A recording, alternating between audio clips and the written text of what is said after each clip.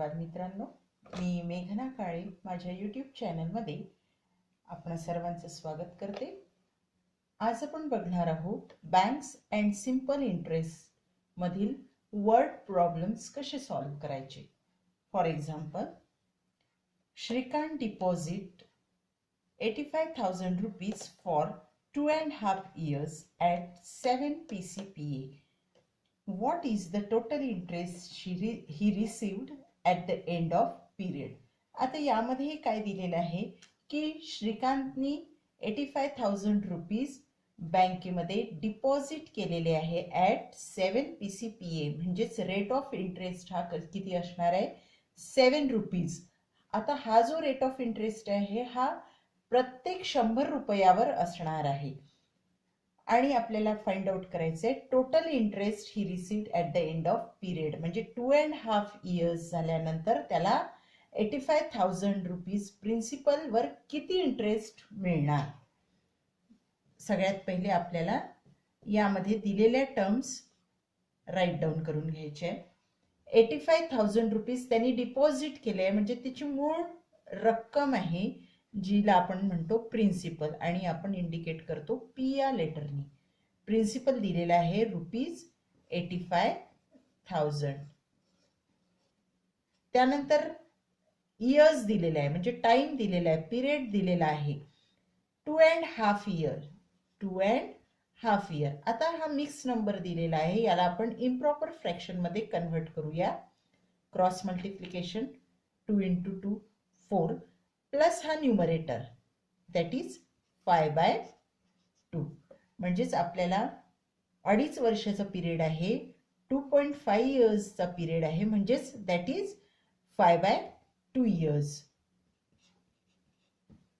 आणि rate of interest दिलेला आहे 7% पर ॲनम, म्हणजे प्रत्येक वर्षाला प्रत्येक 100वर त्याला 7 रुपये जास्त मिळतो, 7 रुपये जास्त इंटरेस्ट मिळतो. तर आपल्याला आता टोटल इंटरेस्ट काढायचा आहे at the end of period he received. आपल्याला माहिती आहे interest is equals to principal into time into rate of interest upon 100. हा फॉर्म्युला आहे, मागल्या व्हिडिओमध्ये आपण बघितलेला. दॅट इज इक्वल्स टू, आता व्हॅल्यूज पुट डाऊन करूया. प्रिन्सिपल आपल्याला दिलेला आहे 85,000, टाइम दिलेला आहे 5.5 years, that is 5/2 years into rate of interest दिलेला आहे 7/100. आता यामध्ये एक लक्षात घ्या की हा 5 जो आहे तो न्यूमरेटर मध्ये आहे आणि 2 हा डिनॉमिनेटर मध्ये आहे, म्हणजेच तो या पूर्ण टर्मच्या डिनॉमिनेटरला आपण लिहिला तरी चालेल. That is 85,000 into 5 into 7/100 into हा जो 2 डिनॉमिनेटरला असल्यामुळे आपण तो पूर्ण टर्मला डिनॉमिनेटरमध्ये घेऊया, पूर्ण टर्मच्या डिनॉमिनेटरला लिहूया. कॅल्क्युलेशन्स करून घ्या. आता या 2 नी या 850 ला पूर्ण भाग जाईल, that is 425 into 5 into 7.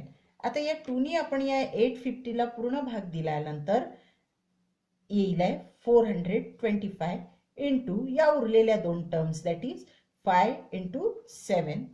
Calculations केल्यावर आपल्याला मिळतील, हा पूर्ण गुणाकार करून घ्या. हे कॅल्क्युलेशन्स केल्यानंतर आपल्याला मिळेल 14,875. Therefore, Shrikant received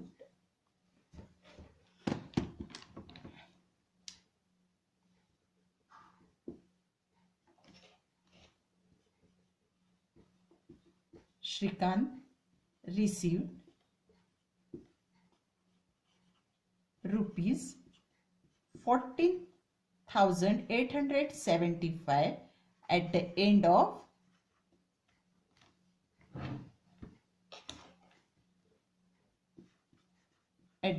of period.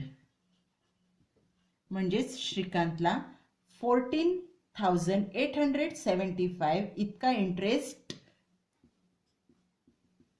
Interest 2.5 इयर्सच्या एंडला मिळेल.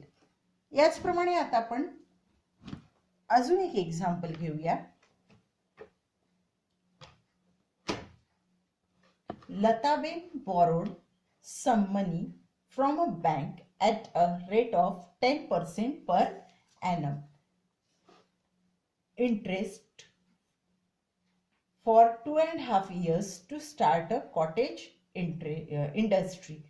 एक व्यवसाय सुरू करण्याकरता, कॉटेज इंडस्ट्रीचा एक व्यवसाय सुरू करण्याकरता लताबेननी बँकेकडनं काही रक्कम लोन म्हणून घेतलेली आहे फॉर 2.5 इयर्स. म्हणजे 2.5 इयर्स करता लताबेननी 10% पर एनम म्हणजे रेट ऑफ इंटरेस्ट असणार आहे 10 रुपीज. म्हणजे प्रत्येक 100 रुपयावर तिला 10 रुपीज इंटरेस्ट पे करावा लागणार आहे. If she paid rupees 10,250 as total interest. आता तिने at the end of given period she paid interest rupees 10,250. 10,250 रुपये हे तिने व्याज दिलेलं आहे. How much money had she borrowed. म्हणजेच तिने बँकेकडून लोन म्हणून किती प्रिन्सिपल घेतलं, किंवा किती अमाऊंट घेतलेली. तर बघूया आपण हे कसं सॉल्व्ह करायचं. पहिले दिलेल्या सगळ्या टर्म्स पॉइंट आउट करून घ्या. सगळ्यात पहिले दिलेला आहे rate of interest that is 10%. त्यानंतर टाइम दिलेला आहे 2.5 इयर्स. आता याला पुन्हा या मिक्स नंबरला तुम्ही इम्प्रॉपर फ्रॅक्शन मध्ये कन्वर्ट केलं. Cross multiplication 2 into 2 plus numerator that is 5/2. किंवा तुम्ही 2.5 पण लिहू शकता. पण 2.5 लिहिताना आपल्याला कॅल्क्युलेशन मध्ये थोडी अडचण जाते, म्हणून आपण याला फ्रॅक्शनच्या फॉर्म मध्ये लिहिणार इन्स्टेड ऑफ डेसिमल फ्रॅक्शन. आणि इंटरेस्ट दिलेला आहे रुपीज 10,250. आता आपल्याला काढायचं आहे principal. Principal is equals to what. Therefore आपण मागल्या व्हिडिओमध्ये फॉर्म्युलीज काही डिराईव्ह केलेली होती सिंपल इंटरेस्टच्या फॉर्म्युलीजवरून. त्याप्रमाणे principal is equals to interest into 100 upon rate into period that is time period, जो काही असेल तो. व्हॅल्यूज पुटअप करा. इंटरेस्ट दिलेला आहे 10,250 इंटू 100 अपॉन रेट दिलेला आहे 10 इंटू, आता पिरियड दिलेला आहे 2/5. आता डिनॉमिनेटर हा 2 असल्यामुळे याला आपण न्यूमरेटर मध्ये लिहू शकतो. 10,250 इंटू 100. आता हा डिनॉमिनेटर 2 असल्यामुळे हा आपण न्यूमरेटर मध्ये लिहूया. आणि डिनॉमिनेटर मध्ये आता राहील 10 into 5. इकडे करते मी उरलेले कॅल्क्युलेशन्स. आता या ठिकाणी कॅल्क्युलेशन्स करूया.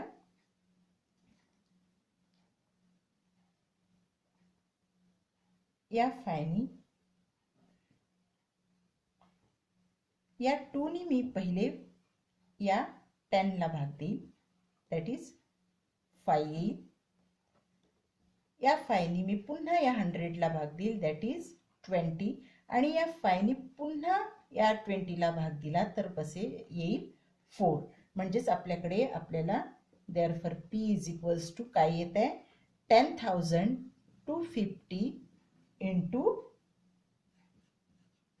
हे 4. हे कॅल्क्युलेशन्स मधले कॅल्क्युलेशन आपण इकडे केलं तर 4 आलेले आहे. आणि डिनॉमिनेटर मध्ये 1 into 1 दॅट इज 1 नाही लिहिलं तरी चालते. That is equals to therefore P is equals to rupees.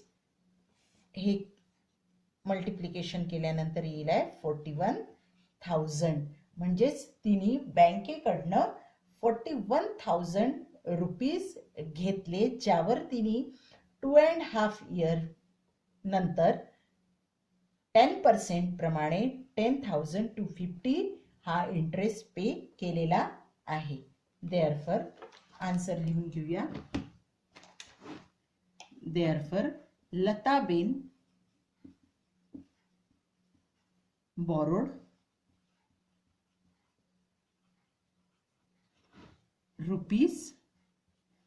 ₹41,000.